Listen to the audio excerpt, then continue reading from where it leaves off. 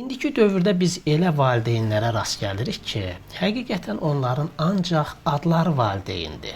Valideyni bəziləri aparıb qocalar evinə qoyur və yaxud da ki, heç ona yardım diqqət göstərmir. Onu gözləmədən, o səndən nəyisə istəmədən sən valideynin ehtiyaclarını təmin eləməlisən. Allahdan sonra mövcudluğumuzun əsas səbəbkarı valideynlərimizdir. Valideynin qulluğunda durmağın özü də bir ibadətdir. Öz həyatını bizə verən bir ana üçün, öz həyatını bizə verən ata üçün niyə yeri gələrsə biz öz həyatımızdan imtina eləməyək ki? Doğrudur. Gündə insan 5 dəfə Allaha ən azından ibadət edib namaz qılırsa, bir 5 dəfə olmasa 3 dəfə də öz valideynini yadına salmalıdır.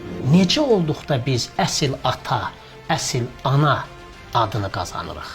İmam proqramının növbəti buraxılışı 6 avqust saat 19:30-da APA TV-nin efirində.